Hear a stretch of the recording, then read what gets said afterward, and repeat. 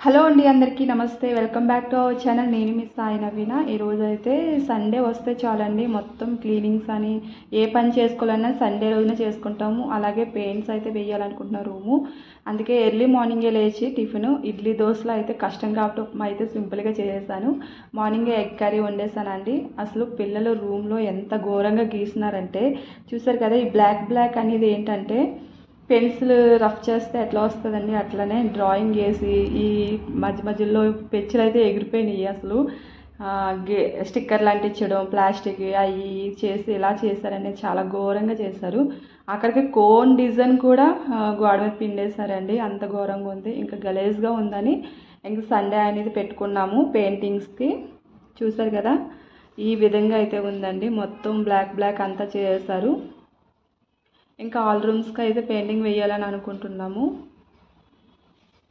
మను అయితే మా పిల్లలు అయితే డ్రాయింగ్ చేసి ఈ విధంగా చూస్తారు కదా, డ్రాయింగ్ ఈ విధంగా వేసి వెనకాల బ్లాక్ స్టిక్కర్స్ అనేది పెట్టేసి చేస్తారండి. అవి పీకినప్పుడు పెచ్చుల కింద పెయింటింగ్ అనేది వచ్చేస్తుంది. అంతా ఖరాబ్ అయిపోయింది. ఆల్ రూమ్స్ అన్నీ కూడా చాలా గలీజ్గా అయిపోయిందండి.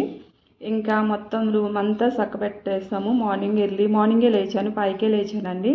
ఈ విధంగా మొత్తం సామాన్ అంతా తీసేసి బెడ్రూమ్ వేస్తే హాల్లోకి, హాల్లో వేస్తే కిచెన్ రూమ్లో, కిచెన్ వేస్తే హాల్లోకి అట్లా షిఫ్ట్ చేసామండి. మొత్తం పిల్లలు ఆడుకునే బొమ్మలతో సహా బోల్డ్ అసలు సామానం అంతా గత్తరగా పెట్టేస్తారు కబోర్డ్లో. ఆ కబోర్డ్ ఎప్పుడు సర్దినా కూడా గత్తరే ఉంటుందండి, ఎందుకంటే మా మను అంత అల్లరి చేస్తాడు.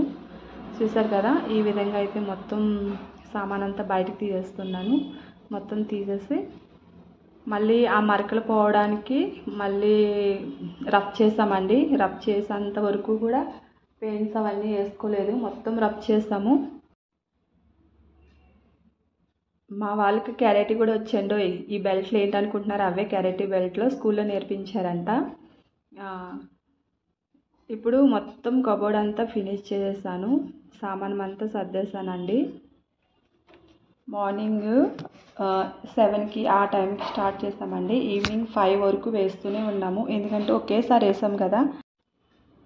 బెడ్రూమ్ అయితే ఫస్ట్ వేసామండి, ఎందుకంటే కబోర్డ్స్లో బట్టలు ఇవన్నీ సర్దుకోవాలి కాబట్టి. మొత్తం బెడ్రూమ్ అంతా ఫినిష్ చేసిన తర్వాత హాల్ అయితే వేసాము. హాల్లో సామానం అంతా తీసుకొచ్చి బెడ్రూమ్లో పెట్టేసామండి. చూసారు కదా ఎంత గత్తరగా ఉందో.